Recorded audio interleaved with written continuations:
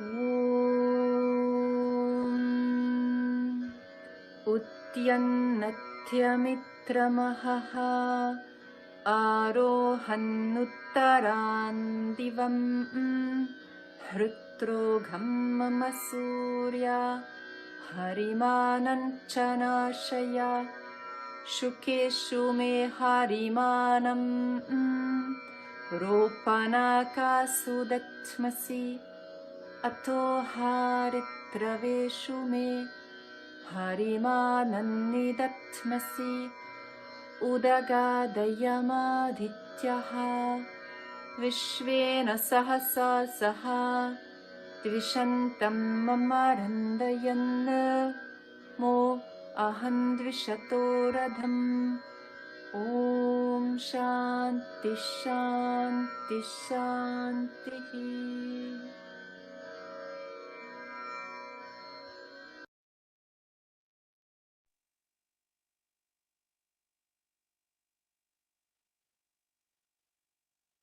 Namaskar. What a wonderful way for us to start the morning listening to the Suryanamaskāra mantra by Anne Loper from Germany. She is a student of Shantala Sriramaya, who has learned chanting under the able tutelage of the Vedic Pandit Sri Chalakere brothers from Bangalore. Swagatam and welcome to all our distinguished guests and audience from around the world to our annual event Namaste 2021. This is a global Utsava of Indian soft power, brought to you by the Center for Soft Power, which is an arm of the Indic Academy, in collaboration with ICCR. The session today is Realms Beyond, Jnana, Vedanta, and Oneness, which is the very foundation of our Sanatana Dharma, a culture and country that identifies the universal being in all creation. We are not a one God culture, but a only God culture. I would like to introduce to you a very special guest, Dr. Revant Vikram Singh, who is the director of the Swami Vivekananda Cultural Center, which was formerly known as the Indian Cultural Center at the High Commission of India in Colombo, Sri Lanka. With an MA, MPhil, and a PhD in history, he specializes in study of Indian history, culture, and archaeology. He has had a very illustrious career in academics and research as head of Department of History at Maharshi Dayananda College of Arts, Science, Commerce in the University of Mumbai. He has worked extensively in the education and art research domain, with special reference to the spread of Buddhism and Buddhist art from India to other parts of Asia. He was awarded a UGC research project titled Evolution of Buddhist Art Along the Trade Routes, which is now released as a book. Till date, Dr. Revant has published 7 books on various aspects of art, archaeology, history, as well as on leaders such as Gandhiji and Ambedkar. He has presented more than 55 research papers in various national and international forums, seminars, and conferences. Dr. Revant also has had a very interesting career in the e-learning and e-research industry for more than 10 years at senior corporate leadership positions. He was one of the few people who worked on the development of learning content management system in India as early as in 2000.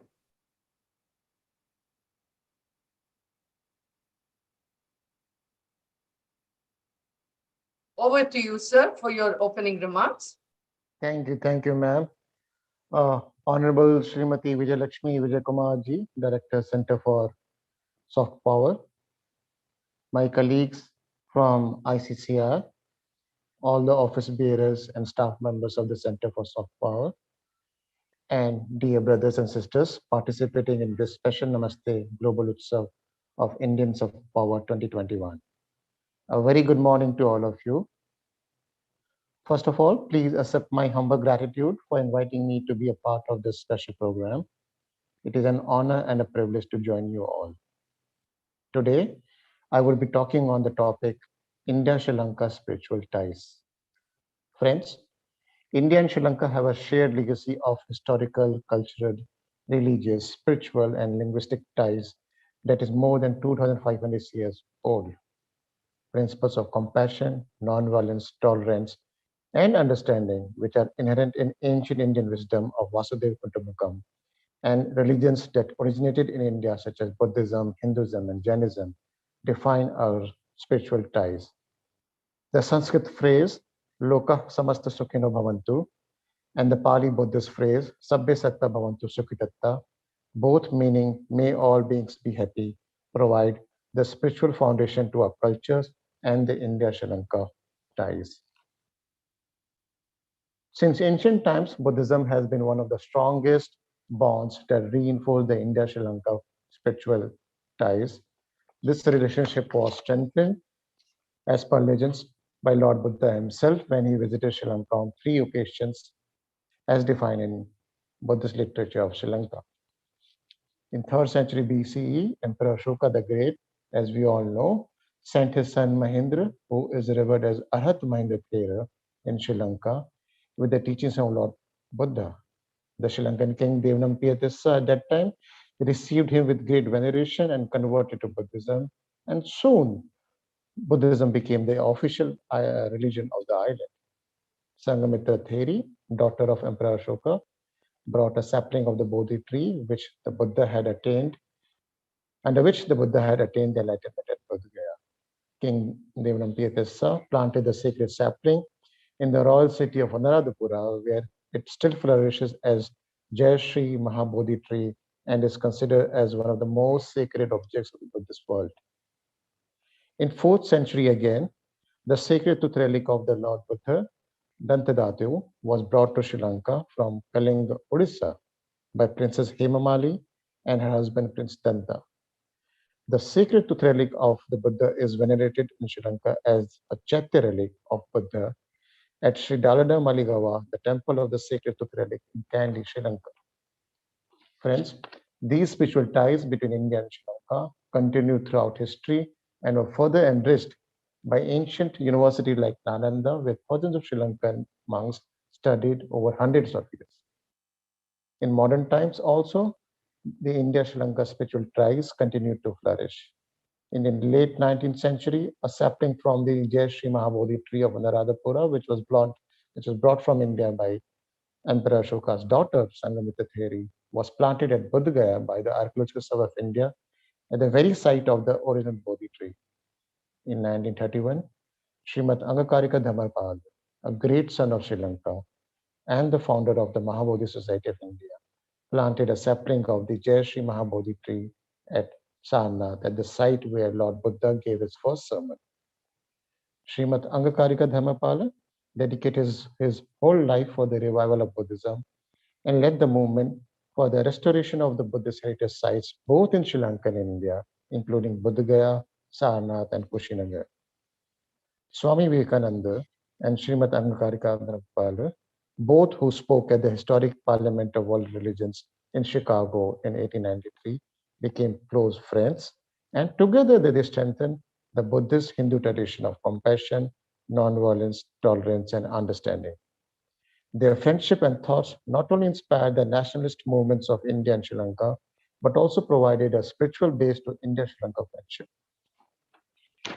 This spiritual friendship was further strengthened when, on 7th June 2013, a postage stamp to commemorate the 150th birth anniversary of Swami Vivekananda was issued by His Excellency Mahinda Rajapaksa, the then President of Sri Lanka and the present Prime Minister of Sri Lanka.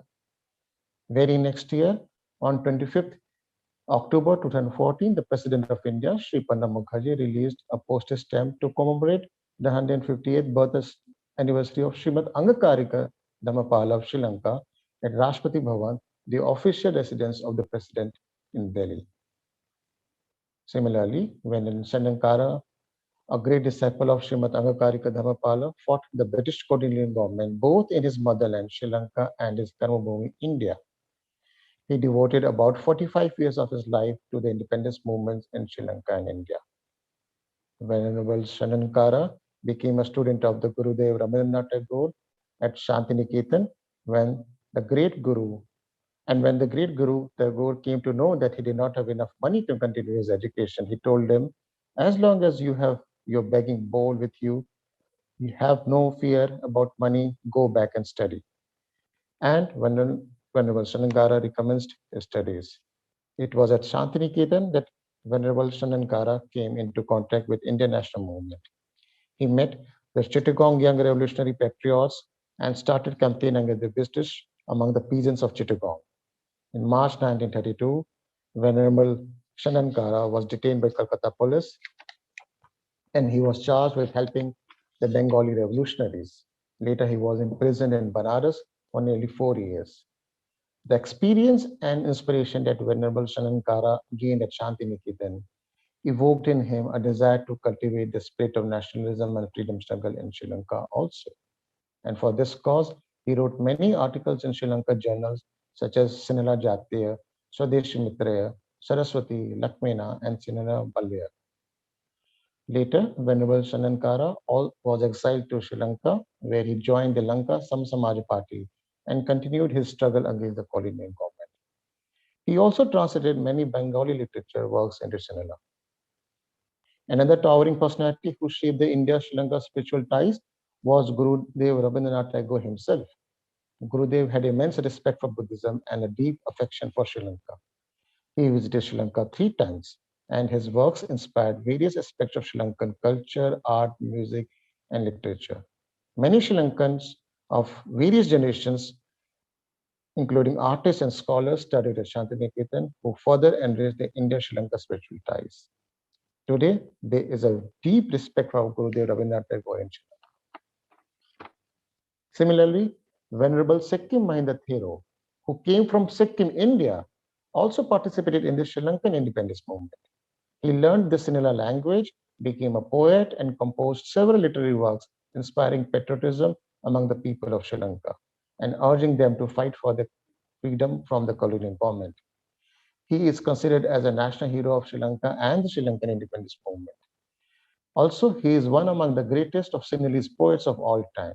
His statues are installed all over Sri Lanka, and the government of Sri Lanka has also issued a postage stamp in his honor. Following this tradition of India Sri Lanka, spiritual ties by Mahapandita Rahul Sankratyan, Dr. Bhadant Adanta Kaushalyan Mahathero, and Bhikkhu Jagdish Kashyap. All of them were Indian freedom fighters who embraced Buddhism and studied and served in Sri Lanka. They are considered among the great Buddhist activists of the 20th century. In fact, Bhikkhu Jagdish Kashyap translated the Diga Nikaya for the first time into Hindi and made it available to millions of Hindi readers of India. Similarly, Brahmachari Wali Singh Harishchandra of Sri Lanka played a very important role in the restoration of ancient Buddhist shrines both in Sri Lanka and in India. Friends, all these scholars and spiritual leaders strengthen India-Sri Lanka ties at grassroots levels. Underlining the deep people-to-people connect and shared Buddhist heritage between India and Sri Lanka, it is pertinent to note that Dr. B.R. Ambedkar, the father of Indian Constitution, visited Sri Lanka to study the practice of Buddhism in 1950, and 6 years later, on October 14, 1956, he embraced Buddhism along with his 5 lakh followers. In October 2015, commemorating the 60th anniversary of the embracing of Buddhism by Dr. Ambedkar and his followers, the venerated relics from the Vaskadua Vihara of Sri Lanka were exhibited in India, where over 80 lakh people came to see the relics and paid homage. Similarly, the venerated relics of Lord Buddha from Kapilavastu discovered in 1970 in India have been exhibited 2 times in Sri Lanka. The first time in 1978 when they were brought to Sri Lanka, and according to one estimate, it drew crowds of nearly 10 million people. Again in 2012, at the request of then Sri Lankan President Honorable Mahinda Rajapaksa, the relics were brought to Sri Lanka to commemorate the 2600th anniversary of the enlightenment of the Buddha. The same year, a sapling of Sri Jai Mahabodhi tree from Anuradhapura was planted in Sanchi by Honorable Mahinda Rajapaksa. Friends, people-to-people connect promotes our spiritual ties. A large number of devotees from Sri Lanka and India visit each other's religious temples and spiritual institutions. Recently, in May and June, Special prayers were organized in Buddhist and Hindu temples as well as churches across Sri Lanka for the well-being of the people of India in the wake of serious COVID-19 pandemic situation, the second wave in India. The extent of diversity in these solidarity ceremonies was a true manifestation of solidarity and connect between the peoples of India and Sri Lanka. To cite few examples, the sacred Ratna Sutra were recited in the Buddhist temples, invoking the blessing of the Buddha for the well-being of the people of India, Sri Lanka, as well as for the rest of the world. Mahamurtyunjaya Mahayagya was held simultaneously at the five Ishwarams of Sri Lanka. Several Catholic churches dedicated 1 hour prayer service for the well-being of the people of India, Sri Lanka, and the world. Sri Lankan nationals from various walks of life, including students and alumni who received their education in India, expressed their solidarity with India. Hashtags such as Thinking of India and Pray for India have been trending on social media in Sri Lanka since then.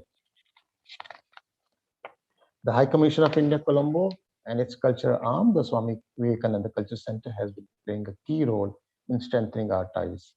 Special outreach programs have been initiated to reach out to spiritual leaders, Buddhist education institutions such as Pirivinas, and also to schools, universities, and scholars. India Corner was recently opened at the Nagananda International Institute of Buddhist Studies in collaboration with the High Commission of India. Today, Hindi is being taught at 10 universities and more than 80 schools in Sri Lanka. Yoga is becoming increasingly popular both among the common people and the spiritual leaders. Recently, yoga class was launched at a Buddhist monastic institution for the first time. This year, the Sri Lankan Defense Services also celebrated the International Day of Yoga with us. Every month, to commemorate Poya Days, which is Purnima Day, which is very auspicious for Buddhists all over the world, Swami Vivekananda Culture Center that takes various activities such as Dhamma Yatras to villages and temples, Dhamma discourse in Sinhala and English language, webinars between spiritual leaders and scholars of Sri Lanka and India, workshop for children, and art exhibitions by Sri Lankan and Indian artists together.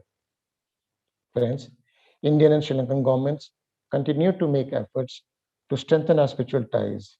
India continues to jointly celebrate important Buddhist festivals such as Vesak or Buddha Purnima and Asala Poya or Asad Purnima with the senior political leadership, spiritual leaders, and institutions of Sri Lanka, as well as other Buddhist countries. Prime Minister Shri Narendra Modi also visited Sri Lanka during the International Vesak Day celebrations in 2017. As chief guest during his visit, he announced that Air India will operate direct flights between Varanasi and Colombo, and the inaugural flight was flagged off within months on 4th August same year.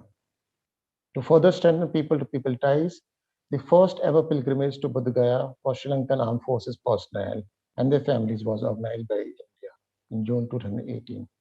A special Indian Air Force C-17 aircraft was deployed to Colombo to transport armed forces personnel and their families to Bodh Gaya and back. A 55-member delegation from Mahabodhi Society of India also visited prominent Buddhist sites in Sri Lanka during the last week of June 2018. The second pilgrimage visit to Bodh Gaya for Sri Lankan armed forces and their families were organized again in June 2019. Similarly, the Indian Defense Contingent also arrived in Sri Lanka to visit its spiritual and tourist sites.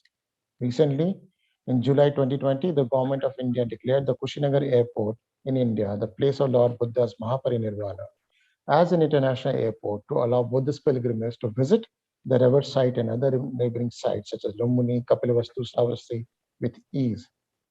Given the preeminence of India-Sri Lanka Buddhist ties, both countries have agreed that the first inaugural flight to this airport will be from Sri Lanka. Namaskar, sir. Yeah. Sir, you have another half a minute left, sir. Yeah, I'm ending. Prime Minister Shri Narendra Modi during the virtual bilateral summit held between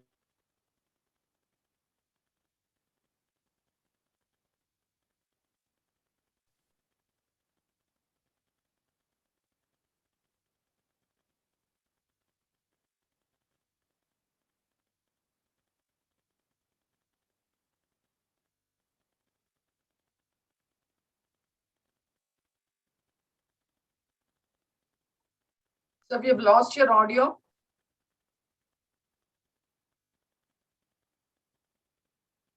I think sir has dropped.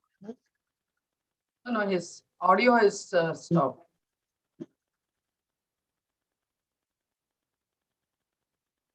Should we move to the next Yeah, speaker? now yes, sir is back. So your audio is off. Yeah, my special thanks to ICCR and Center for Soft Power and its director, Srimati Vijay Lakshmi Vijay Kumar ji, and all the office bearers and staff for initiating this special Namaste Global Utsav of Indian Soft Power 2021.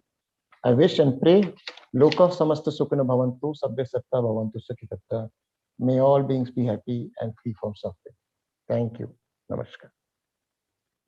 Namaste, and thank you so much for highlighting the important and salient points of India's spiritual context with Sri Lanka. We now would like to request Sri Krishnapani Kesi Raju sir, a very good friend of CSV. He is the program director of Ritambara Wellness and Vedanta, scholar from India. He is driving the spiritual direction at Ritambara and modernizing ancient scriptures to make it contextual to today's living. Krishnapani sir is the program director and chief faculty at Ritambara. He has 40 years of experience in industry and academia. The study and research in ancient Indian philosophical and spiritual literature are his passion. We can hear him on many INDEC forums as well as at the School of Ancient Wisdom in Bangalore. Sir, over to you.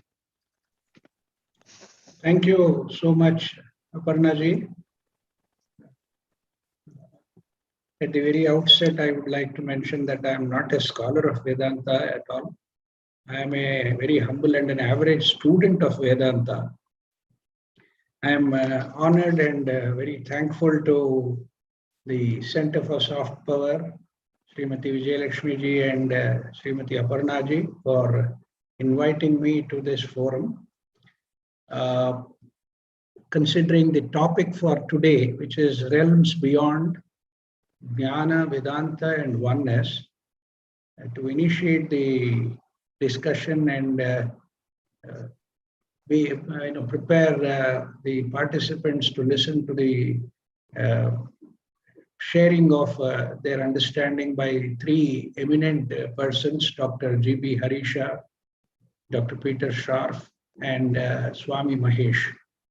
So as an introductory remarks, I would like to just mention that when we talk about realms beyond, it is now very evident that science, especially the science of the establishment, has now come to accept that there are various levels and states of consciousness and realms beyond the body-mind complex. See, the great spiritual traditions all across the world have perspectives on reality, and it is now well accepted by scientists themselves, though very grudgingly, that science is not the only avenue to truth.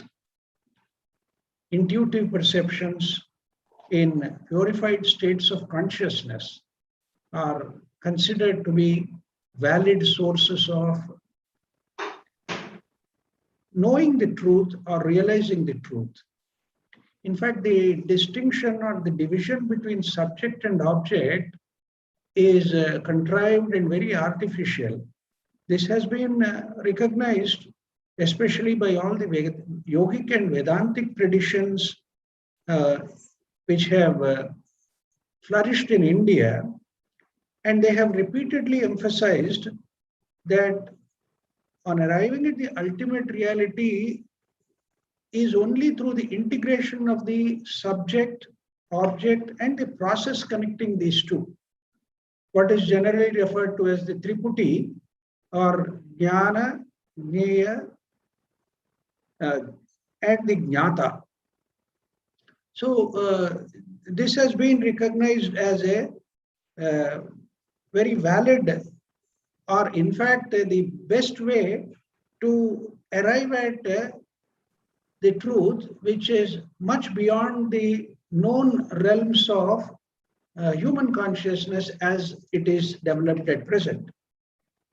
Now, the term jnana, I'm not very comfortable with the translation that is normally given as knowledge. I would rather use the terms awareness and realization, because jnana in the Indic tradition specifically refers to Brahma jnana, the awareness or realization of that ultimate truth, which is very beautifully, enunciated in the Upanishads, which says Satyam, Jnanam, Anantam, Brahma. The word Brahman is defined as constituting these three aspects: Satyam, Jnanam, and Anantam. In fact, as against the traditional way of looking at things from the present-day scientific perception, the deeper aspect that is brought into picture is that the person who realizes this Brahman, in fact, becomes Brahman. In the ordinary course of things, when you are acquiring knowledge, it's a process of acquisition, and one doesn't become that knowledge. A physicist doesn't become physics, or a mathematician doesn't become mathematics itself. But when it comes to Brahman and Brahma Jnana, the beauty of it is the person realizing that Brahman becomes Brahman. Brahmavid Brahmaiva Bhavati. So this is something unique to the Indic tradition. More importantly, I would like to just recall the distinction that is made between Jnana and Vijnana. Adi Shankara, at least in 3 or 4 places in the Bhagavad Gita, defines Jnana as something which is acquired from the Shastras and the Acharyas, whereas the Vijnana, he says, is something which is acquired or which one comes to through one's own direct experience, what he calls as Swanubhava Karanam or Swanubhava Yukta. So it is more a question of direct perception and an experiential state, and what in other terms is called as the aparokshanubhuti. So this distinction between Jnana and Vijnana is also brought about by the Upanishadic tradition itself, when the Mandukya Upanishad says, Sa Atma Sa Vijnayaha. There's a very beautiful mantra, the 7th mantra in the Mandukya Upanishad, which talks about the impossibility of coming to it through any other means other than direct perception. So Vijnana is more experiential, and in our present context, when we are talking about Brahma Jnana, we are speaking in terms of one's own direct perception and experience. And coming to the term Vedanta, and being a student of Jiddu Krishnamurti's teachings, I think the best definition was given by Jiddu Krishnamurti himself when he says that Vedanta is the ending of the known. This is corroborated by the Upanishads themselves, where it is very clearly mentioned that of the 2 Vidyas, Dve Vidye Veditavye, Paracha, Aparacha, they have classified all Vedas also as Apara Vidya only. Because it is something which is known, which is put in the form of a book, and which is available to everyone.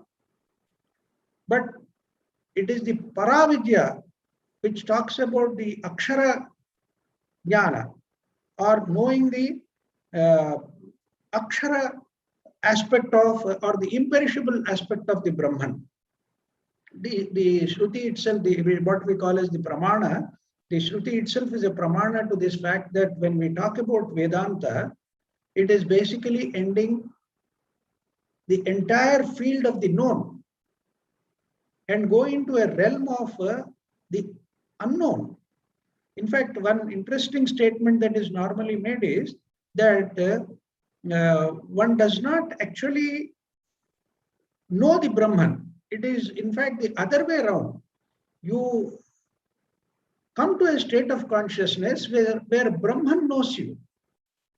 Because there is no connecting link of saying that one is transported from one state of consciousness to another through a linking process. It's more like a quantum leap into a different dimension altogether, which is timeless. So, as Adi Shankara also again puts it, Jnana is only for the removal of Ajnana, and that moksha is not an end product or an effect of any sadhana, because it is something causeless. And when something is causeless, it is beyond the cause and effect chain. Coming to the term oneness, the Upanishads again talk about the supreme identity of the Atman and the Brahman, which is discovered in meditation, and it indicates the oneness of the deepest level in a person with the subtlest and therefore the highest level of the cosmic or the cosmos itself. So unity or oneness is the reality. As I mentioned earlier, the division between subject and object is only something contrived and artificial and can never be the real. The emphasis on the separate entities is only functional at the ordinary level of our existence. But what is important is to have that unitary insight into that oneness of being, knowing, and doing all together. So it is into that dimension of oneness, which is something where we are going to come to the true knowledge or true, the ultimate reality is known only through this process of oneness. So I'm very happy that a very profound and important topic has been selected, which talks about these three aspects of Jnana, Vedanta, and oneness. And I would be very happy, and all of us, I think, we are waiting to listen to the eminent speakers today. So thank you so much, Vijay Lakshmiji, for giving me this opportunity to share a few thoughts as an introduction. Namaste. Thank you, Sri Krishna Paniji, for your opening remarks. You set the tone for the rest of the conversation today. So our first panelist for the day is Dr. G.B. Harisha. He is the former director of Swami Vivekananda Cultural Center at Hanoi, Vietnam. He has translated Veer Savarkar's book Hindutva into Kannada. He is an author on Hindu philosophy. Welcome to you, sir. Our second speaker for the day is Dr. Peter Scharf. Peter Scharf is the president of the Sanskrit Library. He earned his BA in philosophy at Wesleyan University and his doctorate in Sanskrit at the University of Pennsylvania, after which he taught Sanskrit at Brown University for 19 years and conducted research on the linguistic and philosophical traditions of India. Since then, he has held several visiting professorships, one among in the Department of Humanities and Social Sciences at the Indian Institute of Technology in Bombay. He is currently a fellow at the Indian Institute of Advanced Study in Shimla and the director of the Sanskrit Library, an international digital Sanskrit library, which he founded in 2002. Welcome, Dr. Scharf. Our final speaker for the day is Swami Maheshji, the founder of CI International. He is the founder and team leader of CI International. Born in India, he had a series of psychic experiences from early age that guided him on the path of yoga and spirituality, and his connection to his guru Swami Satyananda Saraswati in 1994. He served in his guru's mission in various capacities over 14 years and entered in his wandering stage in 2008. He is the first wandering yogi to conduct yoga program on all the 7 continents of the world. He has conducted yoga workshops at many notable universities around the world, including Harvard, Princeton, JFK, Minnesota, UT at Austin, Chicago, etc. in USA, Hamilton, Waterloo, Calgary and Langara College in Canada, Cologne and Bremen University in Germany, Sofia and New Bulgaria University in Bulgaria, and many more in Australia, Europe, Japan, South Korea, Singapore, Ecuador, etc. Welcome, Swami Maheshji. We will now begin with Dr. G.B. Harisha's presentation. Over to you, sir. Thank you.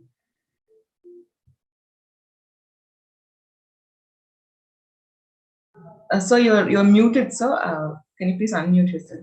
Thank you. ओम तत्सत सभी को मेरा नमस्कार.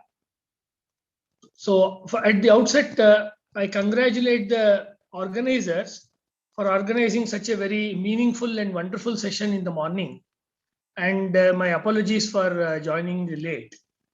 And this topic, and also my pranams to all the distinguished speakers and the Swamiji, for whom I am very eagerly waiting to listen to them.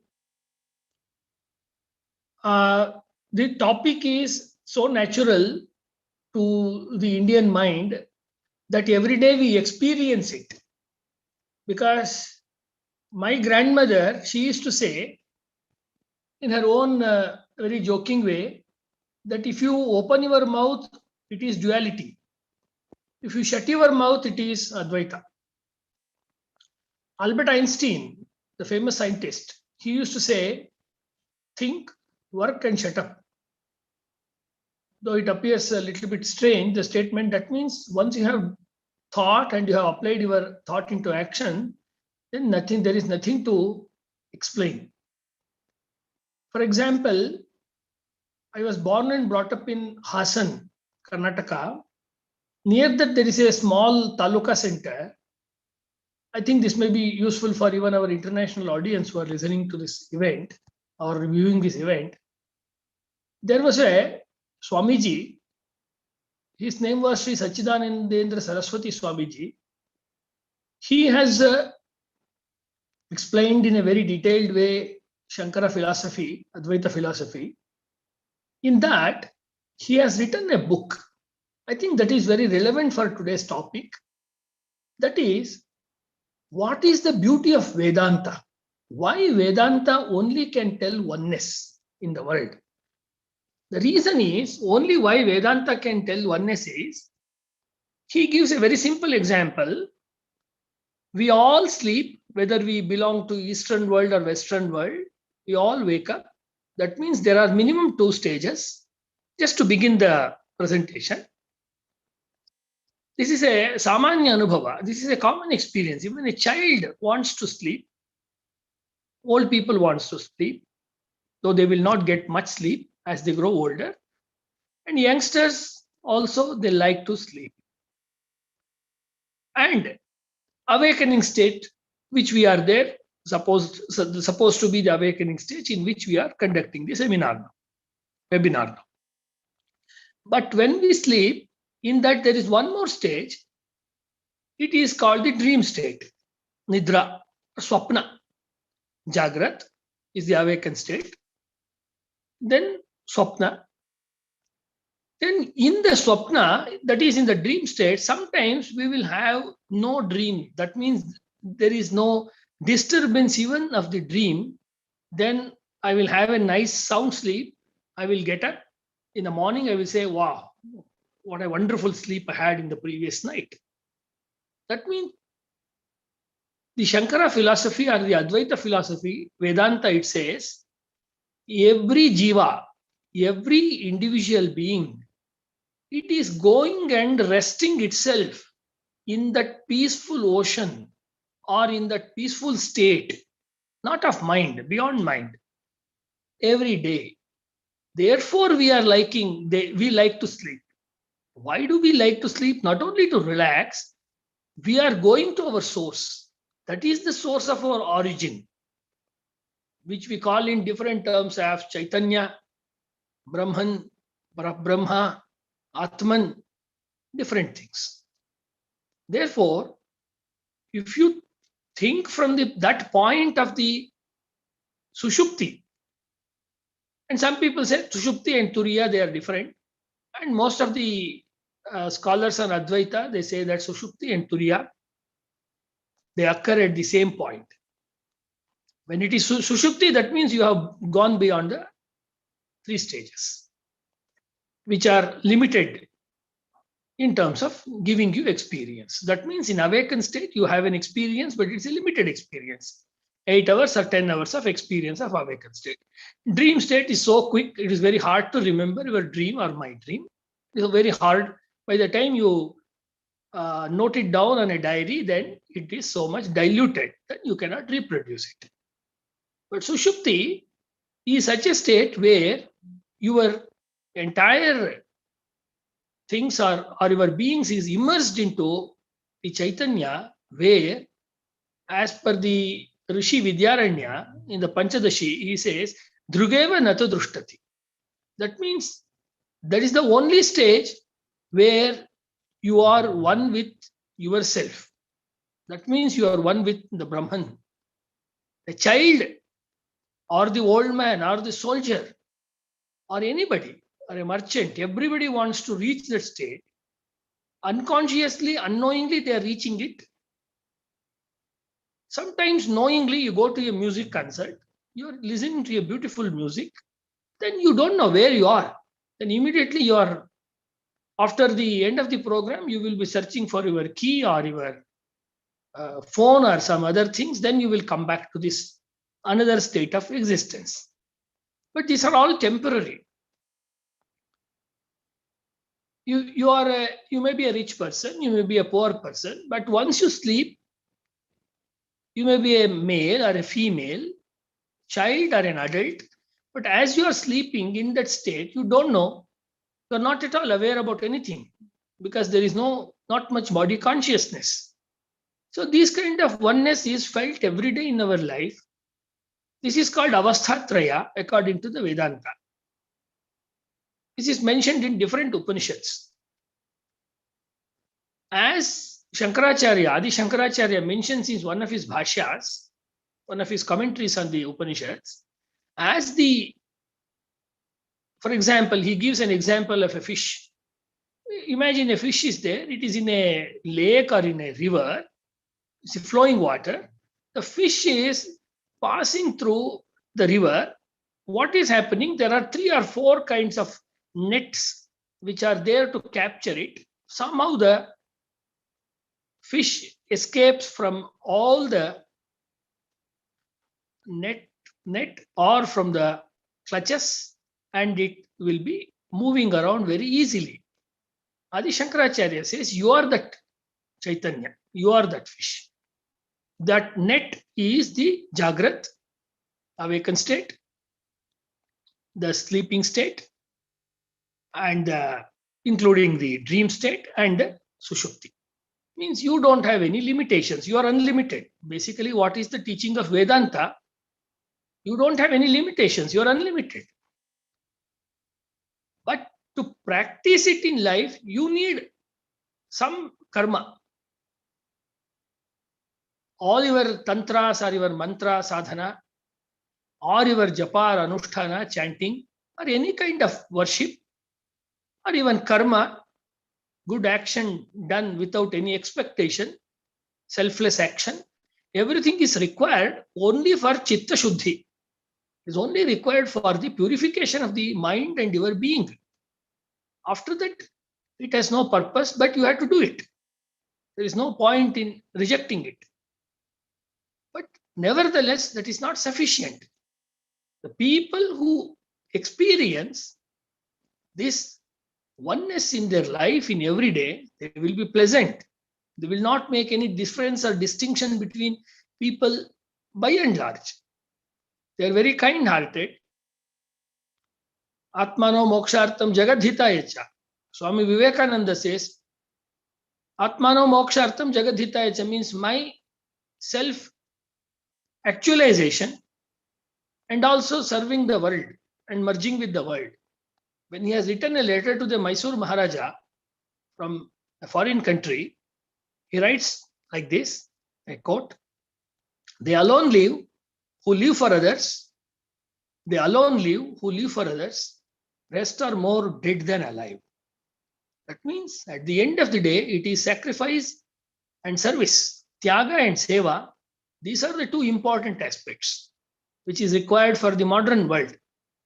Therefore, his Vedanta is known as, though he follows the Advaita Vedanta of Adi Shankara. This is known as Neo Vedanta or Anushtana Vedanta by different scholars. Basically, Advaita or the oneness is felt by everyone, but once we start debating it, that beauty is lost. Otherwise, it exists in every stage of our life itself. So this is a normal experience. This is a common experience. The strength of Vedanta, why it has survived from 5,000 or 10,000 years. The reason is it is not based on any theology. It is not based on any prophetism. It is not based on any single book, as it is in the case of Christianity, Judaism, or Islam. It's not based on any prophet's vision.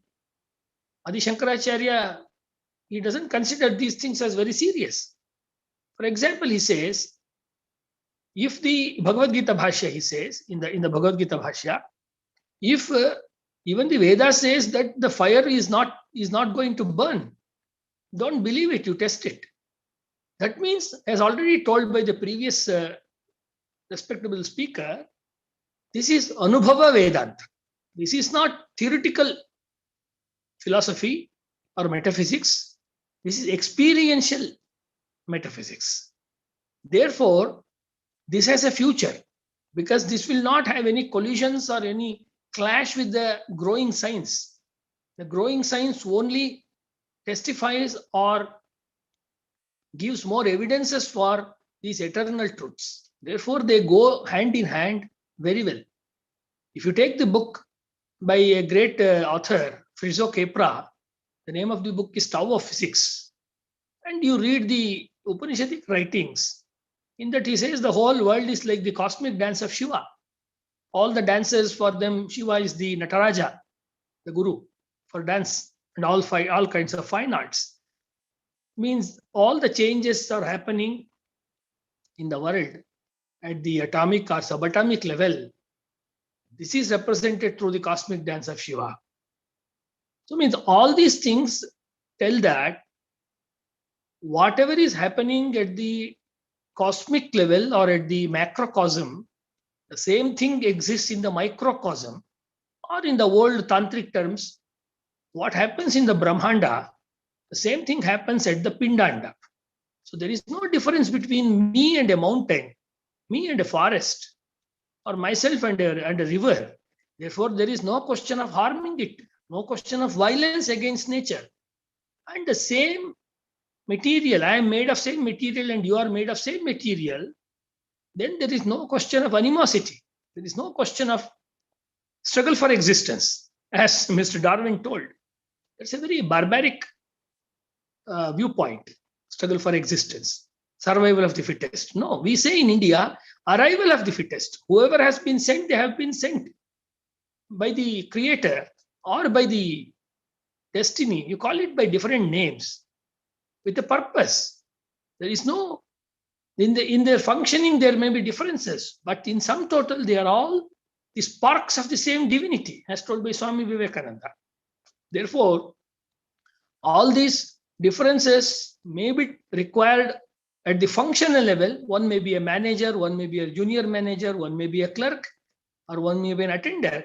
But the jiva which exists inside them is one and the same. And end of the day, it is all the coming from the sparks of the same Satchidananda, from the same eternal bliss and eternal existence. Therefore, the Vedanta, this is not only very relevant from the orthodox point of view or from the heterodox point of view, but equally it is reachable and digestible and understandable from a common sense perspective. So most of the philosophies, if you test them under common sense of the daily experience, they fail to answer fundamental questions of life because they believe in arguments. Whereas Vedanta says that there is no argument required because this is already experienced. Only you need to decipher it and you need to elaborate it by your own deliberations. So therefore, I think I have made my point. This is the time to study the Upanishads, The great acharyas like Adi Shankaracharya, or as I mentioned, the Sachidananda Saraswati of the Holenessipur.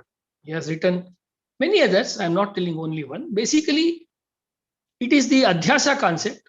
That means what exists, we are not understanding, we are rejecting it. What that doesn't exist, we are claiming that it exists. Therefore, the whole clash is happening because of that. This is the adhyasa. So Advaita or the Vedanta can very well be understood once we understand this concept of adhyasa. Therefore, Shankaracharya's Brahmasutra Bhashya is known as the Adhyasa Bhashya.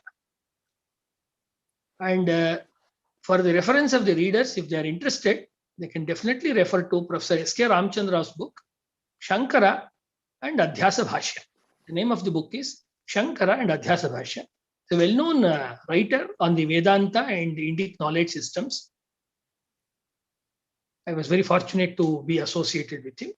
With these words, I conclude and I wish that this program will be beneficial for all the people to come together and to understand that we are all coming from the same source. And that source should be unpolluted, undiluted, and kept as sacred as possible for the future generations to enjoy and to enrich themselves. Thank you.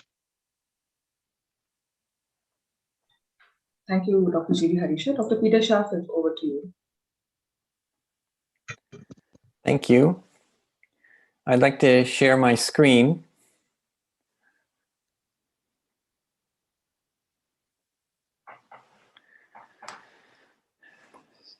So the theme of the conference is in Sanskrit, Jnanam Vedanta Aikyam Cha.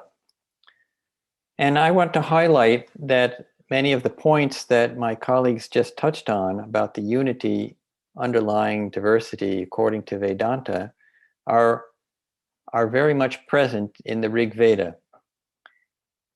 So this famous passage, Ekam Sad Vipra Bahudha Vadanti, is well known, that the wise call that which is one by many names, Ekam Sat. So the one being.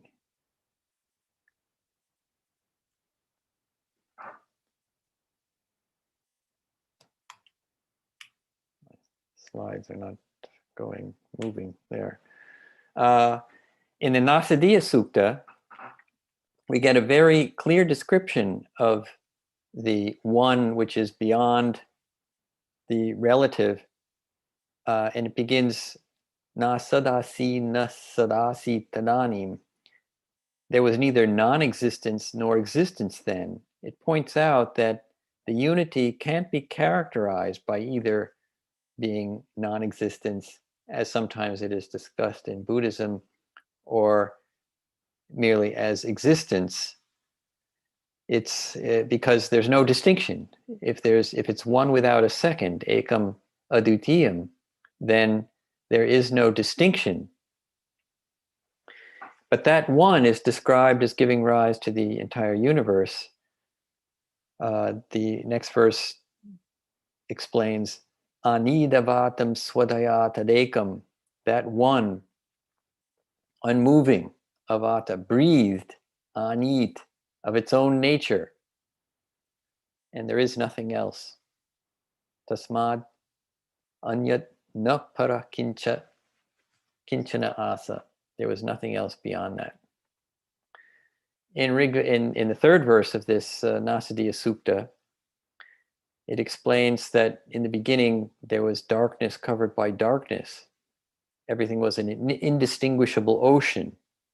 The all-pervading one, which was covered by emptiness, was born by the greatness of its heat.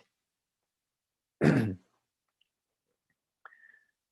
tamah asi tamasa gudham agre apraketam salalam sarvam idam tuchena bhu apihityam yadasit tapasas tan mahina jayata aikam. That one was born of its tapas. But the sukta goes on to point out that people have experience of this, saying that The wise sages found out the connection of the existent in the non-existent by searching in their heart. Sato bandhum asati niravindan hridi pratishya kavayo manisha. The sages, the kavis, found it in their hearts. So what does this mean?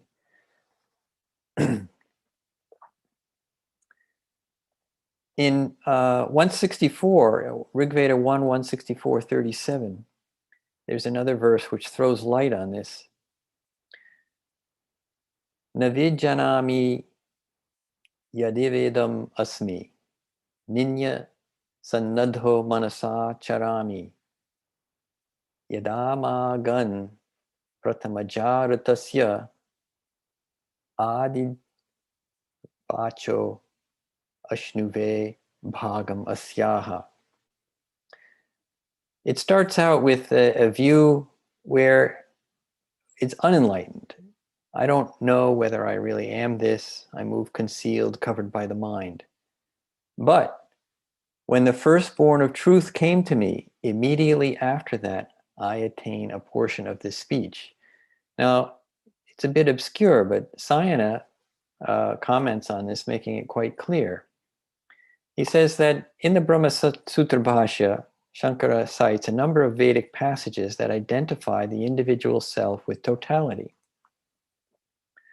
Idam sarvam yadayam atma, brahmayava idam sarvam, atmayava idam sarvam, and so on. These statements provide intellectual understanding, not experience.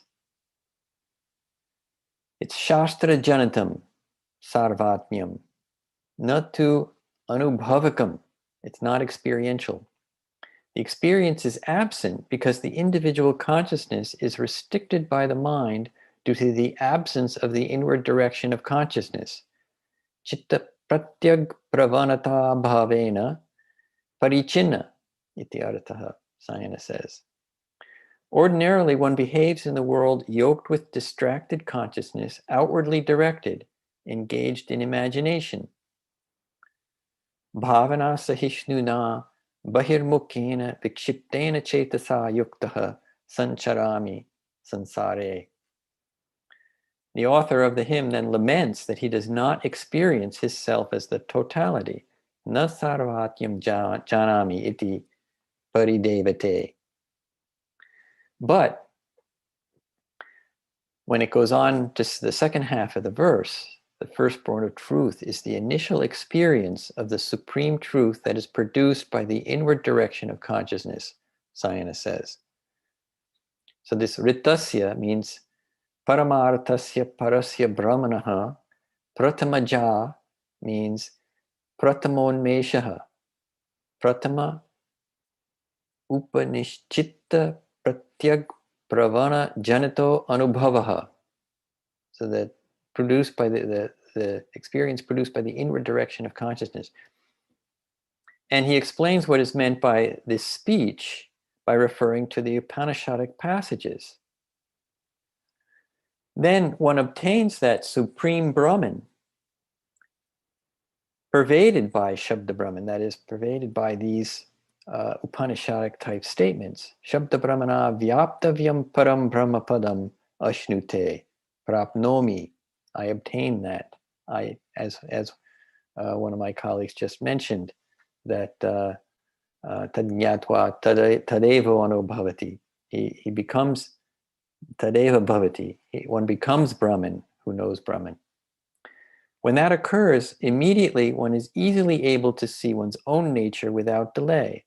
Sayana says, Sa yada syat tadanimeva swarupam drashtum sushakam bhavati. Paschad vilambhavavat. One immediately sees one's own nature without delay. So Sayana's summary is that when the firstborn of truth comes to one, that is when one recognizes one's identity with Brahman. Then one attains a portion of this speech, that is, the meaning expressed by the passages that explain the unity of the self with Brahman, or the state of Brahman pervaded by the highest stage of speech. a colleague spoke of the experience as described in the Yoga Sutras by Patanjali. Yoga chitta vritti nirodha. Yoga is the cessation of the fluctuations of consciousness. And the state of kaivalya brought about through practice. It's a state beyond the highest state of knowledge. Okay, the highest state of knowledge is this ritam paraprajna. But beyond that, tasyapi nirodhe, even when that ceases, sarva nirodhat nirbija samadhi, one has the experience of seedless samadhi, that is the absolute without any fluctuation of consciousness whatsoever. Tadvairagyadapi, it says that having abandoned even that state of knowledge, dosha bija kshaye, and the destruction of the faults and the seed, one has kaivalya. Now it's interesting, it was mentioned that this is an experiential state, and it's an experiential state that's universal. It's experienced all over the world, and not unique to India, although India has the unique claim to having texts which describe it most clearly and most scientifically. But at the foundation of Judaism, in what is called the Shema means hear, listen, is made this statement: Shema Yisrael, Yahweh Eloheinu, Yahweh Echad. Now this Yahweh is taken to be a name of God, and the name of God is taken to be sacred, and so it's not spoken out loud. So all of the translators replace this with something else. So these are three translations I've given at top. Hear, O Israel, the Lord our God the Lord is one. And this is the basis of the monotheistic religions. But what it's really saying, this Yahweh is not just a meaningless name of God. Yahweh means the one which is, the one who is. So what it's saying is, hear, O Israel, what is our God, what is one. So it's asserting exactly what the Rig Veda asserted in the Ekam Sat passages, the one being. In fact, the words in Hebrew are probably the same exact words. This Yahweh Echad. The Echad is Ekam, one. And Yahweh is the being. So the Ekam Sat is exactly this phrase, Yahweh Echad.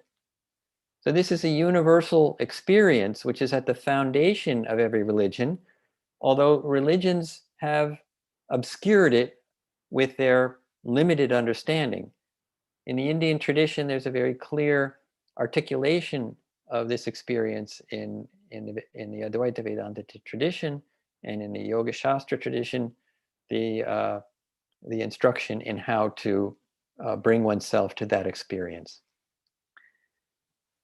Now, in this experience is one brought about by meditation, and here I show what's called a unified field chart made at Maharishi International University in the physics department, showing the unity of the entire realm of physical studies in what's called the unified field, and next to it, the unified field as experienced in transcendental meditation, in what it may be also referred to as transcendental consciousness, pure consciousness, or in Sanskrit, the turiyam, the fourth state of consciousness, besides waking, dreaming, and sleeping, as my colleague discussed. So this shows that it is in fact a reality, and it is a scientific reality, and there is quite a bit of evidence emerging that the human mind has the ability to imbibe this state of consciousness, as verified by scientific research and personal experience of individuals all over the world. Now, what I've discussed today, I just want to mention that the Sanskrit Library offers courses on this sort of thing, We have a number of education courses. In particular, I want to point out that we offer a course called Concepts of the Self in Classical Indian Philosophy, where I discuss these issues at length. And in this course, Creation, Mythology, and Enlightenment discuss in particular how the passages which describe the creation in various Vedic literature and those that describe enlightenment in Vedic literature are mirror images of each other, showing that the experience of enlightenment comes to the same state which is at the source of creation, as shown in this diagram, this chart which I showed. So thank you very much for your attention, and I look forward to conversing with you and my colleagues after. Thank you, Dr. Shah. Swami Maheshji, over to you, sir. Namaste ji. Thank you for having me. And it's nice to be in presence of such eminent speakers. Could I have permission for sharing my screen, please? Maheshji, do you want us to share screen, please? You can do so. Yeah. All right. No worries. Thank you. So it's a very interesting topic with Jnana and Vedanta and Oneness. And although there are so many ways of looking at it, because this is the beauty of the Vedas, Ekam Sat Vipra Bahuda Vadanti. So when we are talking from a philosophical perspective or from practical approach, then we have to find some convergence also. So from the vast field of knowledge and wisdom from the Vedic system, I have taken a small principle beautifully mentioned in the Taittiriya Upanishad. So if we can have the next slide, please. Are you projecting or am I projecting? Guruji, next slide, please.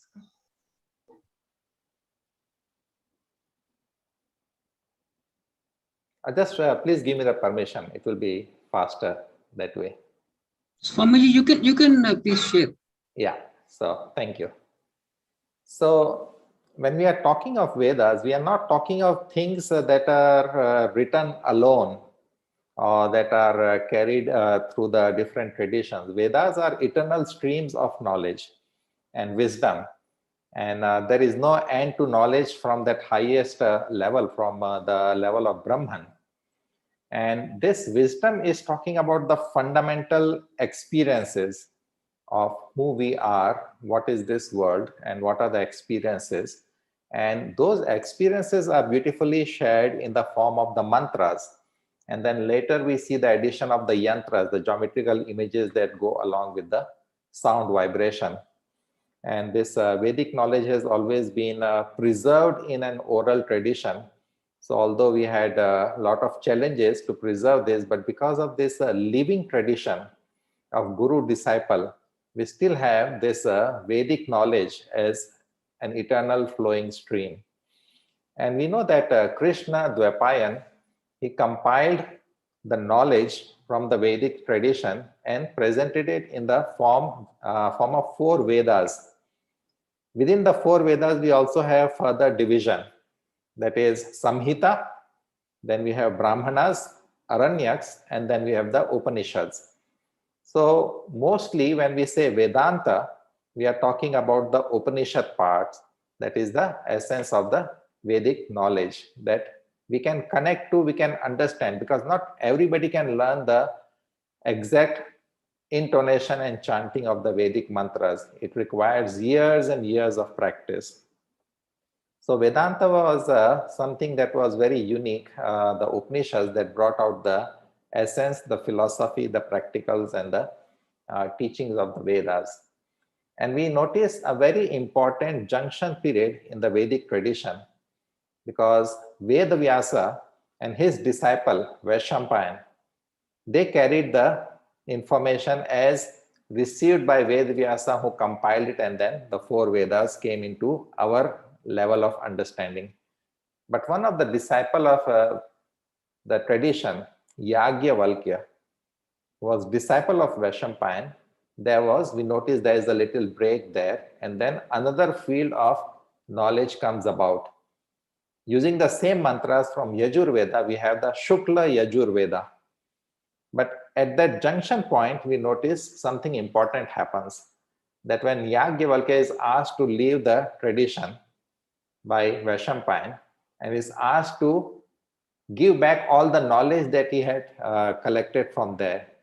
So it's presented in a beautiful story that he vomits it out.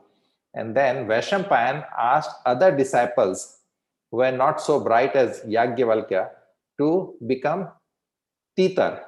These are those petrish birds, to become titar and eat all that knowledge that has come out. And then Yajnavalkya left and he received his knowledge from Aditya, the sun god. And that is why it came to be known as the Shukla Yajurveda.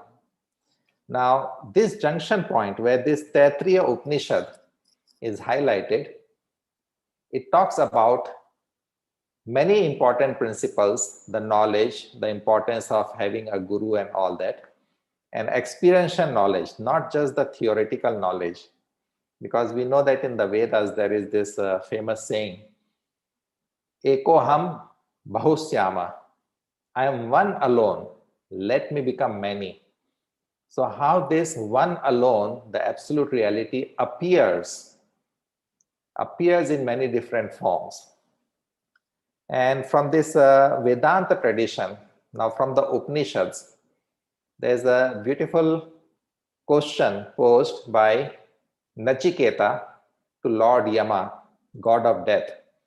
The question is, what happens at the time of death? Does something survive, or it is the end of everything for the person who has died? And the incredible power of storytelling. When this question is posed, Yamaraj, he tested everything about Nachiketa, whether he is eligible for this knowledge or not, whether he is the right person to gain the knowledge or not. And finally, when he answers, he does not answer about death. He answers about life. He says, in life, there are two paths, Shreyas and Preyas. Shreyas is the path of self-realization, because it is the path of good, of the spiritual evolution. And Preyas is what we like through our senses, through our mind, what is pleasant for our experiences through the body, senses, and the mind. So this is what gets us under the influence of Maya very strongly. So one we can say is the path that will lead us towards self-realization, and the other, Preyas, the pleasant experiences that we seek through our body, mind, and senses, they can lead us to the experience of dukkha. And dukkha, or pain and suffering, that was counted as one of the first noble truth that came from Buddha. When people asked him that, what is this special glow and experience that you have that separates you from us? And he also did not answer the question straightforward. He said dukkham, that there is pain. But he also said that there is a way out of the pain. There is a source to the pain. There is a cause. And if you remove that pain, if you remove the cause, all your pain will be removed and you will be in the state of nirvana or self-realization. So these two paths of Shreyas and Preyas, we can connect it to the understanding of the Panchakoshas that has been beautifully highlighted in the Taittiriya Upanishad. So Pancha means 5 and Koshas are the layers. So the real self, the Atma, is layered up by these 5 Koshas. And these 5 Koshas, they represent our experiences and our expressions. And we normally get lost into those experiences and expressions, and that is why the absolute reality that is the core part of us, we do not experience it very easily. And yoga is the path.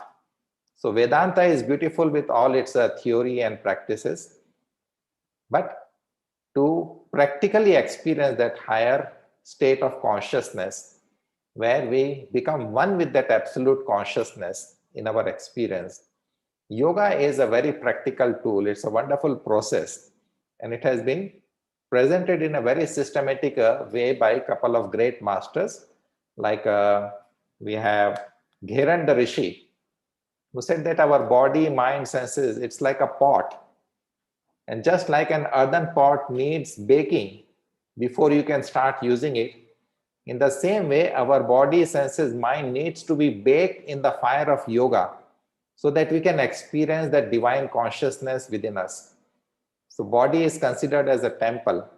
So when we are talking of the 5 koshas, when we start from the gross level, we have Annamaya kosha, which is the physical dimension. And medical science has done wonderful job with this physical dimension. The body structure, organ system, they have studied well and they can repair it nicely. Then the next subtle dimension that we do not see, but science can measure it to a great extent. And that was also one of the greatest, let's call it discovery, that everything in universe is a form of energy. This is when the quantum physics made a quantum leap from that Newtonian mechanics, that matter is not matter alone, it is energy. And this energy flow, which is subtle, which we cannot see, but which can be measured with a lot of instruments that are coming out now. So here we are talking of the channels through which this energy flows. Then as we move into the next further subtle dimension, we are talking of Manomaya kosha, the mental dimension where all our psychological processing is happening. And this mind, this mental dimension is a very unique layer because it acts like a prism. The light of the soul, of the Atma, that is coming out, it is pure. But mind, like a prism, spreads it out into 7 colors, and then there are further shades of it. So this ego, intellect, memories, and our chitta, the individual consciousness, which is layered up by this mind, this is what is stopping us from that highest experience. But this is also something that is helping us to point towards that experience. Then further we come to Vijnanamaya kosha. We can call it psychic dimension, but Vijnan means the pure knowledge or wisdom or a direct experience. So not just knowledge, because knowledge has been classified as apara, that is lockic, the worldly knowledge, and there is para, alokkic knowledge. For example, Vedas, and beautifully explained in the Bhagavad Gita, each chapter ends with the saying that Om Tat Saditi Srimad Bhagavad Gita Su Upanishadsu Brahma Vidyayam. What kind of knowledge we are presenting here? Brahma Vidya. The Vidya that can guide you into that evolution into higher consciousness, where you become one with that consciousness. So this Vijnanamaya kosha is not knowledge, but an experiential understanding, the wisdom, the intuition. And then we come to Anandamaya kosha, which is the closest layer to the self, the Atma. So this is the experience of a person who has reached that level. But reaching that level is not so easy. And that is why yoga, which is a very practical approach. And now we have a beautiful explanation from the system of tantras, which is quite popular all over the world now. The system of chakras, the 7 planes of consciousness. So these junction points where consciousness and energy interact in a very strong way. These are important explanations from the yogic tradition. And when we are talking about the Vedanta principle of oneness, then it is not only a particular dimension, a particular kosha, but all the koshas need to be integrated. And with the help of many different practices and approaches from yoga, we have that possibility. So when we are talking of this oneness or self-realization, it doesn't come in one simple go. There are many different layers that open up. And this opening up of many different layers needs a proper systematic approach, which yoga has given us. And one of the great venerated master, Rishi Patanjali, he presented Ashtanga Yoga, which is the most scientific approach to yoga. We can also take help from Hatha Yoga because we do need some cleansing. And we had to understand that there are 2 parallel flow They're always together. One is the path of involution, which we can call as the force of Maya. And the other is the path of evolution, which we can call as the Brahma field of consciousness. So when this one alone becomes many, it becomes many with the help of Maya. So we can enjoy that also, because Maya is a wonderful experience. But when Maya gets heavy, that is when somebody will start looking for the real answer. Not everybody is seeking self-realization. Not everybody is seeking oneness. Not everybody connects to Vedanta. But when they feel the heaviness, the burden of Maya, and they are seeking some guidance, if they find the right guru, if they find the right book or scripture or a mentor, then they open up to the path of evolution. This is where the experience of oneness is hidden. And for that, we need to bring our efforts together with the 5 koshas. Our body has to participate. So do the asanas with the body. Our energy system has to participate. So practice pranayam to expand your awareness into the energy field. Our mind has to participate.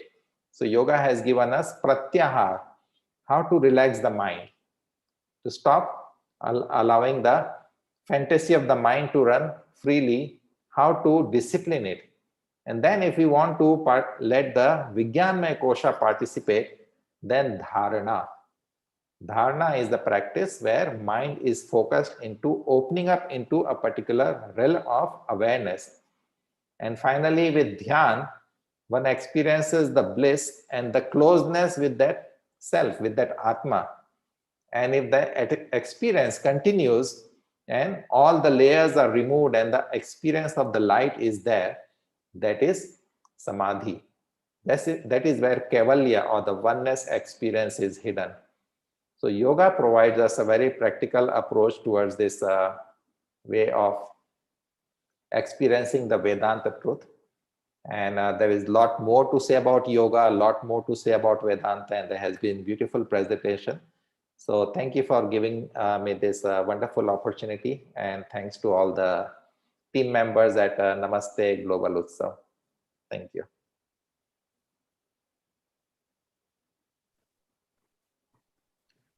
Vijayalakshmi ji.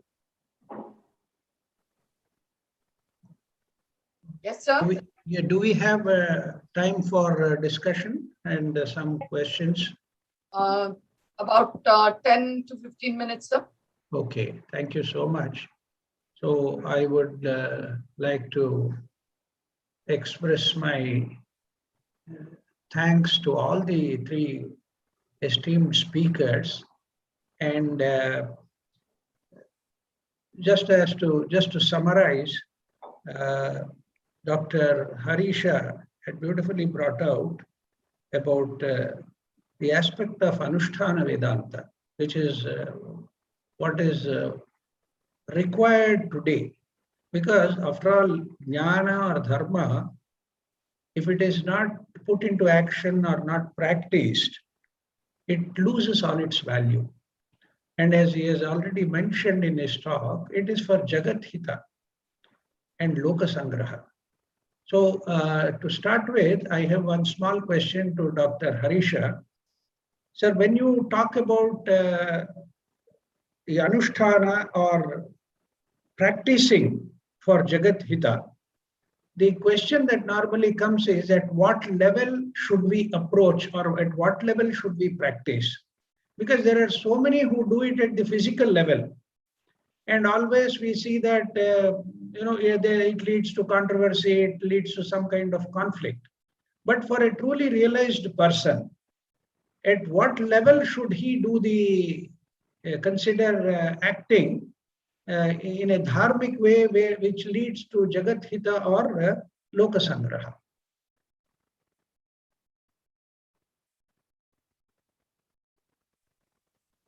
Thank you, sir. So to give answer means I am a very small person, but based on what I have read, in Karnataka there was a very famous philosopher. His name was D.V. Gundappa, DVG. So he has written 4 lines each poems in numerous numbers, around 950 or so. And in that he says in one poem, I will just translate it for the benefit of our audience.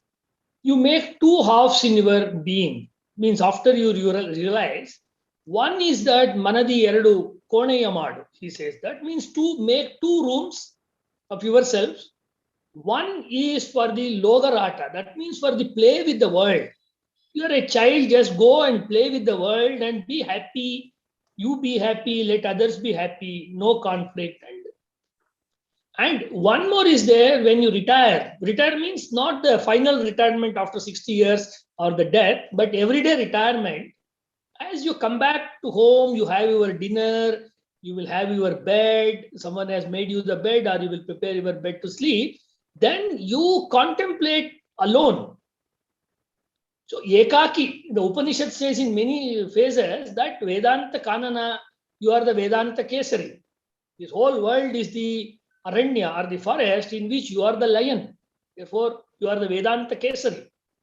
Then you be alone there, rest, and you gain the energy.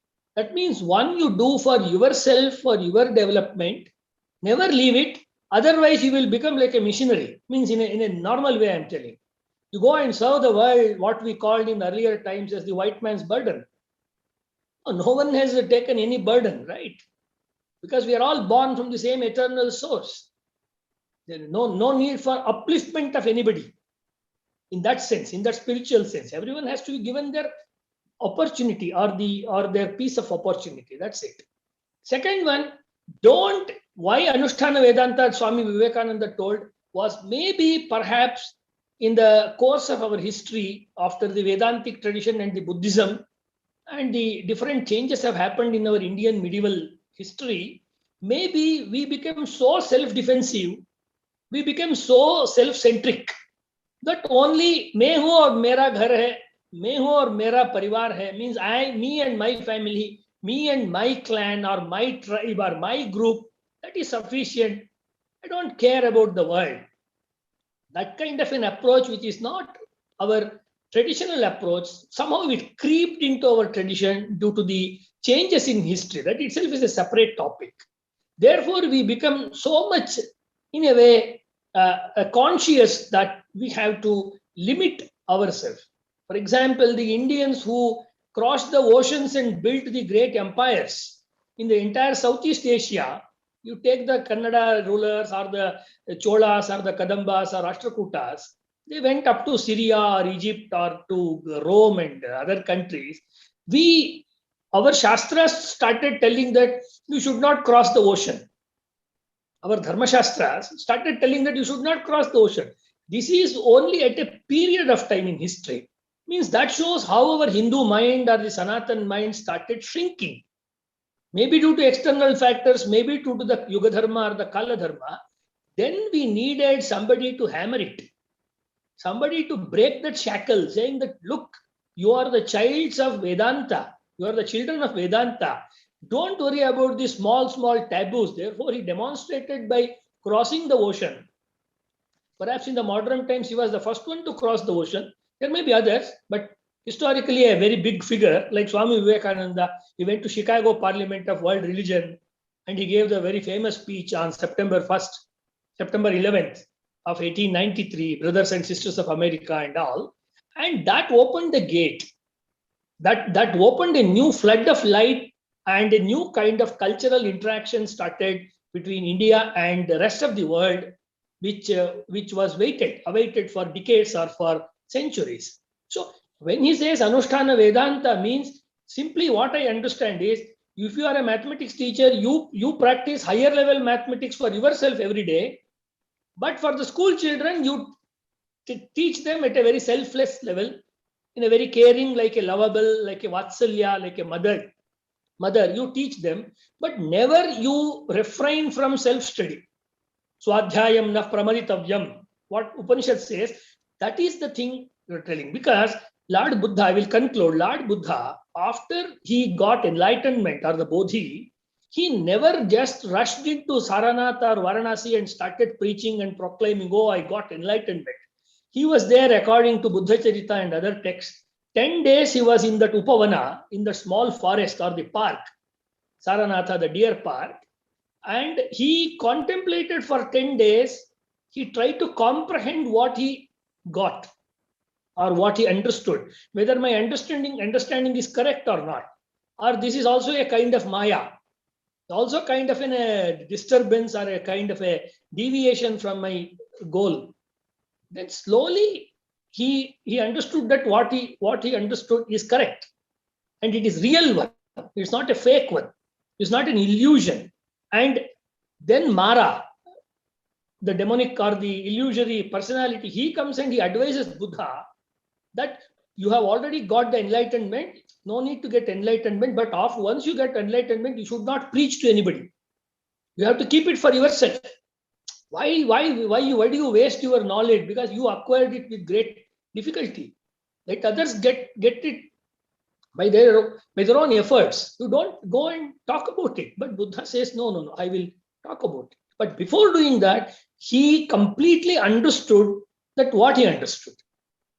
So I think these are the two parts. So I started with D.V. Gundappa and I conclude with Lord Buddha.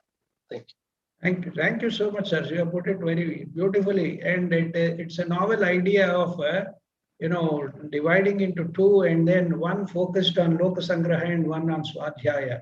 In fact, as you rightly put it, the Upanishads themselves say that not only Swadhyaya but Swadhyaya and Pravachana. Yes. Swadhyaya Pravachanabhyam na pramaditavyam is a wonderful way. You continue to a state of inner consciousness and self-study, and a way you express that so that you attract them. I think Swamiji is actually doing that. Might be doing it for decades. He has been doing that. Such a wonderful work. And now coming to Dr. Peter Scharf. Sir, I'm really honored and about seeing your scholarship. And what really fascinated me was your study of syntax and grammar. See, normally it is said that grammar is such a dry subject and very difficult to digest. Bubhukshitair vyakaranam na bhujyate. So, but you are a great scholar in that. I have one small question to you. Because you are, Vyakarana talks about Shabda.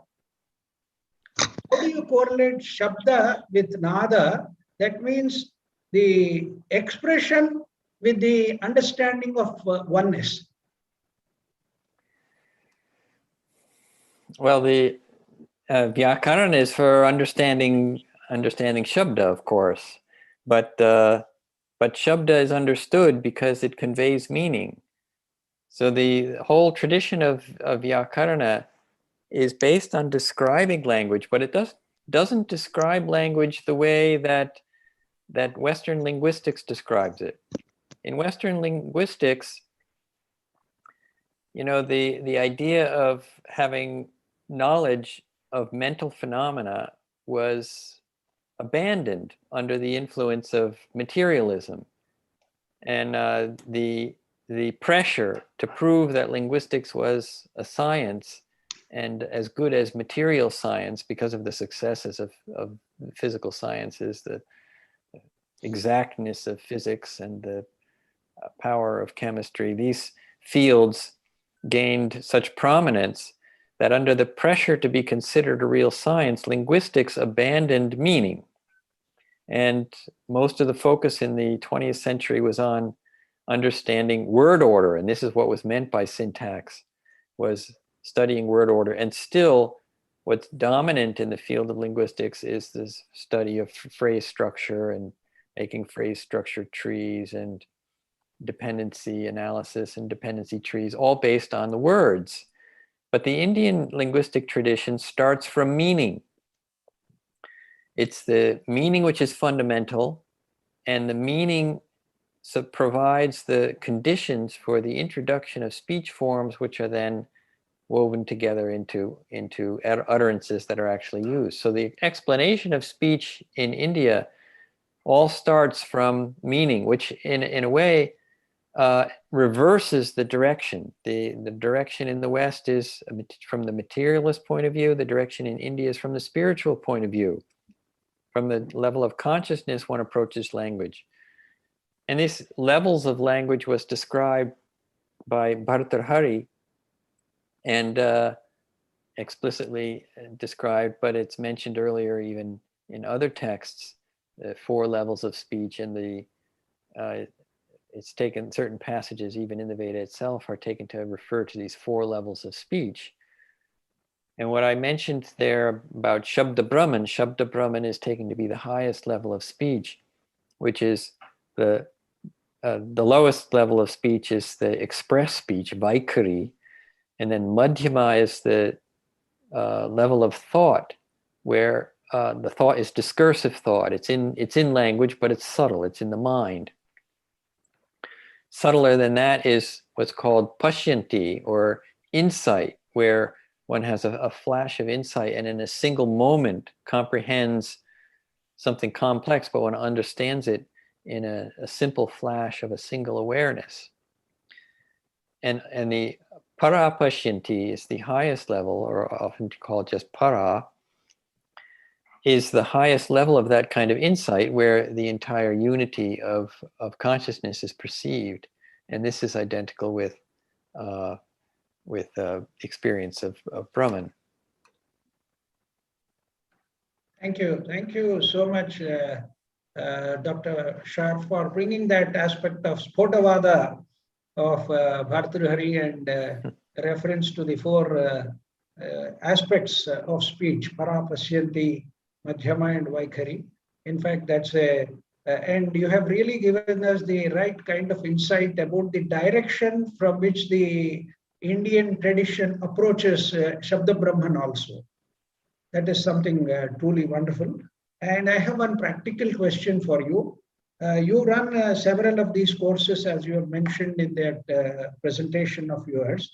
Are you having, or do you think of any collaboration with some Indian institutions or agencies for promoting your courses? Well, we would love to collaborate with any institutions, and certainly with Indian institutions. I myself have taught at several Indian institutions. I have a colleague who often invites us to participate in his instruction of postdoctoral students, postgraduate students at the beginning of their doctoral studies in Allahabad.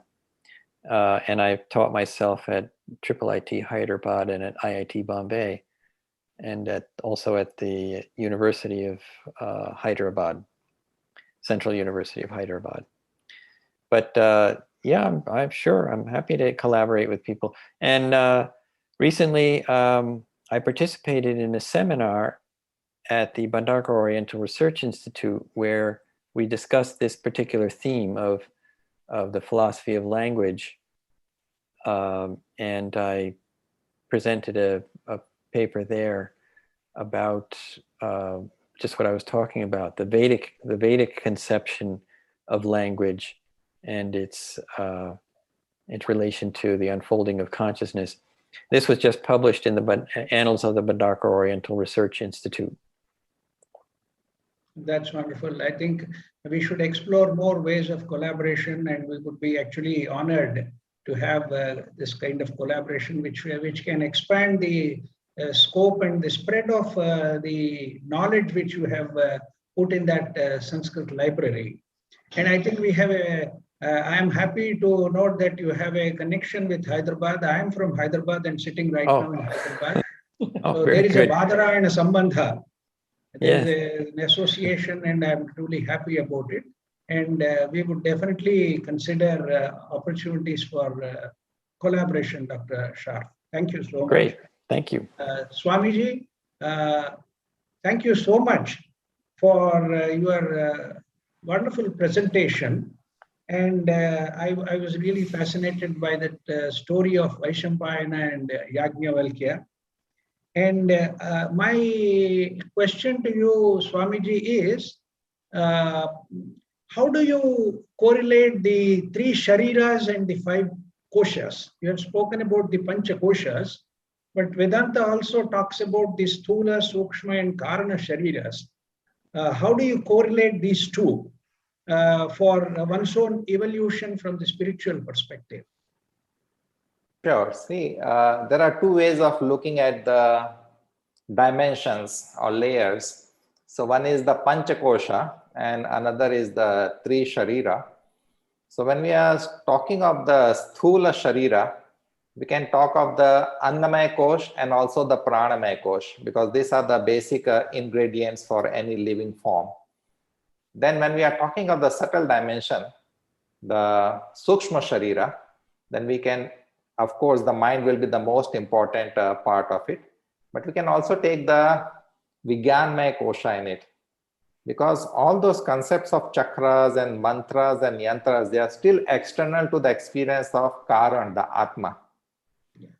And the Karan Sharir, the source, is all Atma. So I would put Anandmaya and the Karan Sharir as made up of Atma. So Anandmaya is the layer, because if we are talking of Sharira, then we are talking of some experience there. So Ananda or bliss is that experience, but the core, of course, is the Atma. So 5 koshas and the 3 shariras can be understood in that way also. Thank you so much, because that gives a clarity as to which sheets are related to which shariras. And I'm also extremely happy that you brought in a very interesting dimension of involution and evolution going on a constant basis parallelly. And I am also really thrilled when you said that, even involution is also something very beautiful. So generally to hear from a Swamiji that involution is beautiful is a good statement. It gives a strength to people like us who are into the samsara. And it's parallel, and only when it becomes heavy, we come to this question of evolution and take on to the path of moving in the spiritual direction. So thank you so much, Swamiji. It has been a wonderful experience. And I thank all the 3 speakers and for the opportunity given to me by the Center for Soft Power to moderate this program, which I think is a great honor to me. And I'm happy having come to know all of you through this medium. There is a beautiful statement of Bhavabhuti. In the Uttaranamacharitam, he says, Satam Sadbhis Sangaha Kathamavi Punyena Bhavati. So I think I am really fortunate and might have done some great punya to come in contact with such eminent personalities. And I would especially like to thank once again personally Dr. G.B. Harisha, Dr. Peter Shroff, and Swami Maheshji. Thank you so much. Over to you, Vijayalakshmi-ji. Thank you. Thank you. Thank you so much, Sri Krishna Paniji. You have strung together a very beautiful morning session. We are very grateful to you. Thank you to all our esteemed panelists for making time for this beautiful session. We would like to remind our viewers about today's evening session, which is on the experiencing museum. So, Kotisi, please could you put evening flyer? Sorry.